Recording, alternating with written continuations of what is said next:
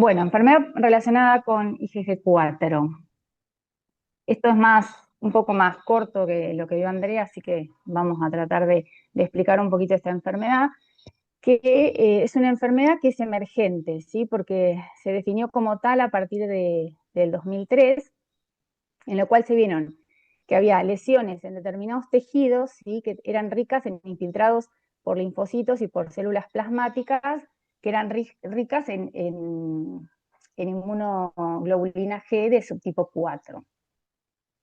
Esta enfermedad se puede presentar afectando un órgano o la mayoría de las veces es multiorgánica o multisistémica, y siempre hay que hacer los diagnósticos diferenciales, como vamos a ver más adelante, con enfermedades neoplásicas, con infecciones y con otras enfermedades autoinmunes.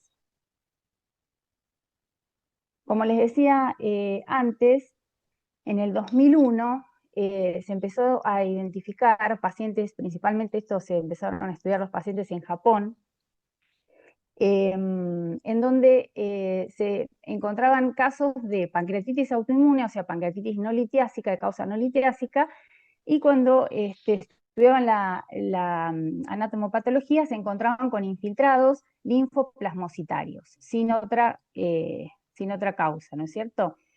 Después fueron avanzando en esos estudios y se vieron marcadores en los estudios inmunohistoquímicos de estos pacientes que eran ricas en esas células plasmáticas, marcaban para IgG4. Entonces, en 2003 se agrupó esta enfermedad, esta entidad, ¿sí? Como multisistémica, porque se vio que también podía afectar órganos, principalmente como el árbol, o sea, las vías biliares, el hígado, las glándulas salivares, los tejidos periorbitarios, y bueno, y otros órganos, pero tiene cierta predilección principalmente por las glándulas salivales, el hígado y el páncreas, los ganglios linfáticos y el retroperitoneo.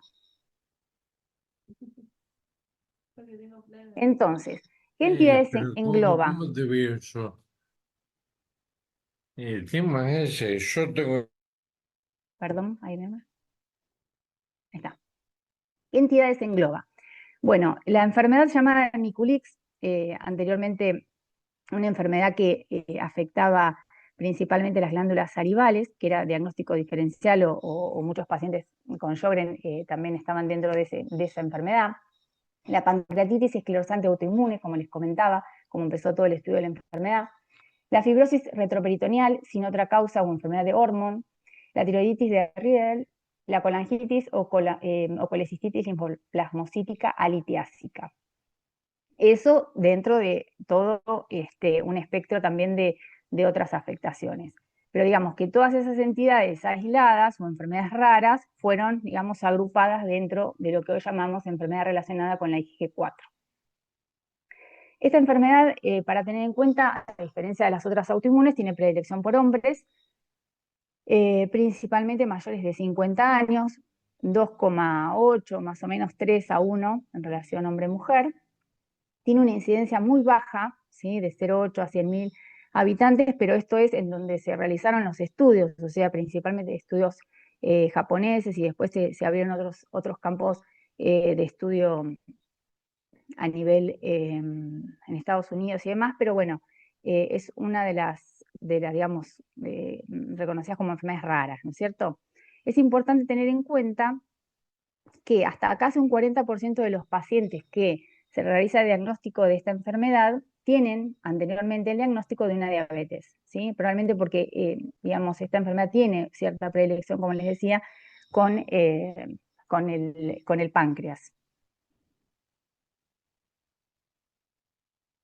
Entonces, dentro de lo que son las manifestaciones clínicas, tenemos dos subtipos, digamos, dentro de esta enfermedad, que como dijimos que es principalmente inflamatoria y fibrosante, dos subtipos o dos como entidades más separadas, no siempre están así, pero bueno, se vieron estos subtipos, digamos, principalmente un patrón fibrosante en donde puede afectar, por ejemplo, acá retroperitoneo y todos los vasos que allí se encuentran con el compromiso ureteral, aorta y demás, y un patrón más inflamatorio, sistémico, en donde puede afectar con mayor predilección. Tenemos acá el aparato, digamos, ocular periorbitario, no el ojo en sí, sino los componentes periorbitarios, las glándulas submaxilares y la parótida también,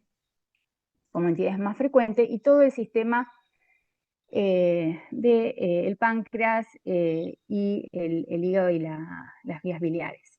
También puede dar lesiones aisladas como ganglios linfáticos diseminados, y después vamos a ver los diagnósticos diferenciales.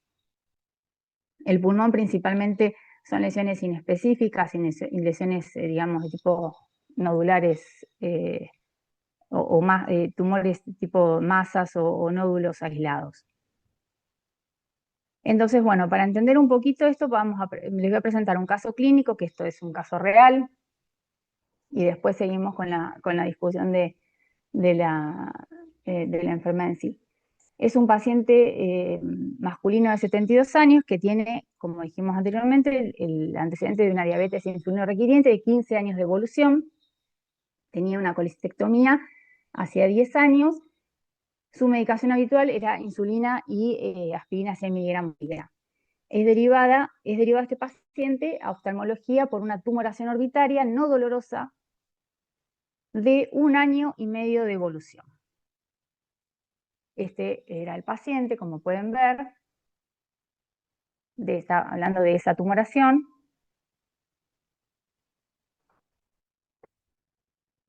Y traía una evaluación oftalmológica inicial en donde tenía una agudeza visual conservada, estaba operado de cataratas y tenía una retinopatía diabética no proliferativa severa, sin compromiso de músculos orbitarios en el examen oftalmológico. Se le solicitó una resonancia de órbita y de encéfalo, en donde detallaban una lesión de aspecto ocupante infiltrativo que comprometía la glándula lagrimal derecha. Si se acuerdan en el dibujito, habíamos puesto que eran tejidos periorbitarios, la glándula lagrimal también tenía mayormente afectación, y no tenía otros compromisos. Era una lesión de 3,7 por 4,7 por 2,3 centímetros, con un realce homogéneo en el contraste y la resonancia de cerebro normal. Entonces, la lesión era a nivel, decía, de la grasa intraconal, por eso les puse acá que encontrábamos cerca de esa zona, y teníamos nódulos linfáticos, vasos y el nervio óptico que no se encontraba comprometido. Se le realiza una biopsia del párpado superior, en donde se encuentran histiocitos, algunos atomizados, acompañados de infiltrados inflamatorios, principalmente de linfocitos. Entonces, el primer diagnóstico que sugieren es un proceso granulomatoso difuso porque en sí no encontraron granulomas, pero sí un infiltrado denso de linfocitos, por lo cual es derivado de reumatología para descartar enfermedad de vasculitis y otras entidades. No tenía otros síntomas, esto es importante, que el paciente no refería otros síntomas, digamos, asociados a esto del ojo, ¿no?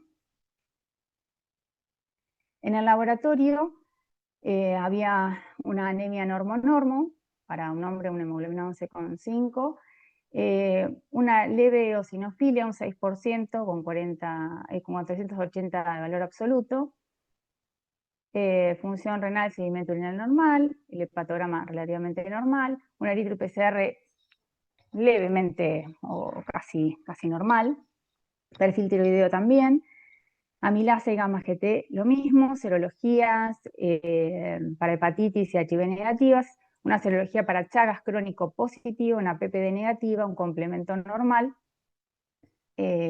ANA y ANCA negativos.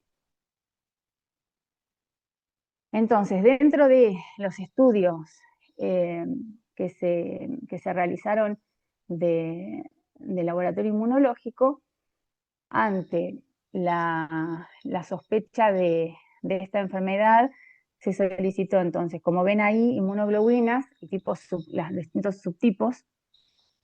Acá tenemos que son los ANCA negativos, y los subtipos de inmunoglobulina, donde vemos que para un normal de la IgG4, ¿sí? Tiene 5.900 absolutos, ¿sí? El resto de las inmunoglobulinas son normales, para un valor de hasta 2 veces lo normal que dice ahí, o sea, 0,8, o sea, por 2 ya sería normal, pero más de eso es llamativo, y tenía 5.900. Entonces, bueno, como la concentración dice que aunque la concentración de IgG4, si bien este paciente tenía claramente elevados los valores en sangre, puede ayudar al diagnóstico, no es imprescindible, ni tampoco si es negativo hay que descartar, o si no, no está elevado, no hay que descartar esta enfermedad. ¿Por qué? Porque hasta casi un 40% de los pacientes, como les dije, principalmente el patrón fibrosante, y por ahí, si la enfermedad no tiene tanto parámetro inflamatorio, digamos, la inmunoglobulina puede estar, de tipo IG4 puede ser normal. Entonces, ¿en qué nos vamos a apoyar o qué vamos a hacer además, ¿no? Después lo vamos a ver que hay que solicitar ciertas cosas en la anatomía patológica para apoyar el diagnóstico, y obviamente, como dijimos, prioritario en la clínica, el descartar otras enfermedades asociadas o excluyentes, digamos, y las imágenes que, como vimos, en este caso de la tomografía, era una tumoración o una masa, ¿no? Eso es lo que encontramos en la mayoría de los órganos afectados. Bueno, a este paciente también se le solicitó entonces una tomografía de tórax, abdomen y pelvis, en donde teníamos a nivel de pulmón un nodulillo inespecífico y algunos tractos cicatrizales bilaterales. Entonces teníamos, acá le dije, bueno, sí, la dacrodenitis y los niveles elevados de IgG4. Entonces había que buscar si había algún otro compromiso sistémico o de afectación de algún otro órgano. El hígado se encontraba disminuido de tamaño. Les dije que el páncreas estaba atrófico, que había sido operado también de vesícula, y tenía algunas imágenes ganglionares a nivel de retroperitoneo y en las cadenas ilíacas derechas, de morfología conservada, pero estaban los ganglios. Y llamó la atención una pequeña rarefacción a nivel de la grasa adyacente al uréter izquierdo, que medía 24 por 11 milímetros de características inespecíficas, pero no producía ectasia ni nada a ese nivel. Ese era el ganglio, y esa era la lesión ahí a nivel cerquita del uréter que informaba. Después el resto era todo normal. Entonces,